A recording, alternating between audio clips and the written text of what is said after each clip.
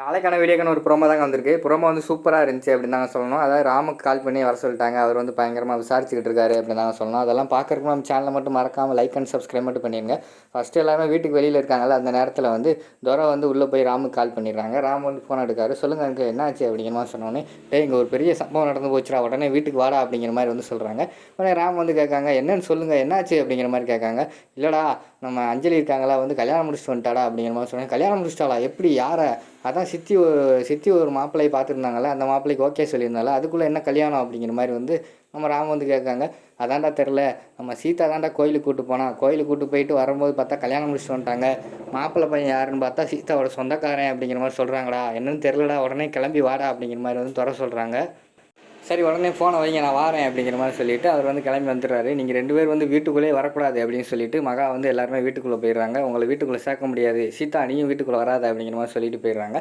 உடனே சீதா, அஞ்சலி, அன்பு எல்லாருமே வீட்டுக்கு வெளியில் வந்து நின்றுக்கிட்டு இருக்காங்க. அந்த இடத்துக்கு வந்து நம்ம இவர் வராரு, நம்ம இவர் இருக்கார்ல, நம்ம ராம் வந்து வராரு. வந்தவொடனே என்னாச்சு சீதா என்ன அப்படிங்கிற மாதிரி கேட்டுக்கிட்டு இருக்காங்க. சீதா வந்து ஒன்றுமே சொல்லாமல் அழுதுகிட்டே இருக்கிற மாதிரி காட்டுறாங்க.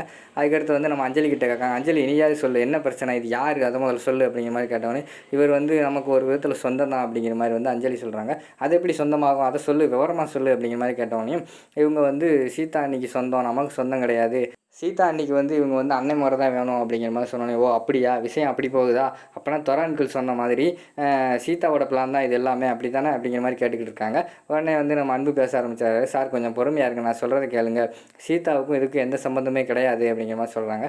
எந்த சம்மந்தமும் இல்லாமல் கரெக்டாக எப்படி சீதா கூப்பிட்டு வந்து உங்களுக்கு கல்யாணம் பண்ணி வைப்பா அப்படிங்கிற மாதிரி கேட்டவொடனே, எனக்கு அந்த நிமிஷம் வந்து எனக்கு அந்த கல்யாணம் தாலி கட்டுற நிமிஷம் வரைக்கும் தெரியாது, சீதா வந்து இந்த குடும்பத்தில் தான் ஒரு ஆள் அப்படின்னு சொல்லிட்டு எங்கள் 2 பேர் குடும்பம் வந்து 15 வருஷமாக பேசிக்கல அப்படிங்கிற மாதிரி சொன்னாங்கன்னா, எப்படி 15 வருஷமாக நீங்கள் பேசாமல் இருப்பீங்க சொந்தக்காரராக இருந்துட்டு அப்படிங்கிற மாதிரி வந்து ராம் கேட்காங்க.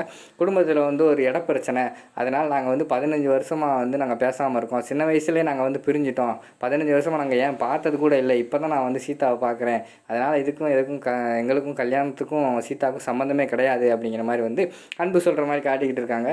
நம்ம ராம் வந்து நின்று யோசிச்சுக்கிட்டே இருக்கிற மாதிரி காட்டிக்கிட்டே இருக்காங்க. அதோட பார்த்தீங்கன்னா இந்த எபிசோடை வந்து முடிச்சிடுறாங்க.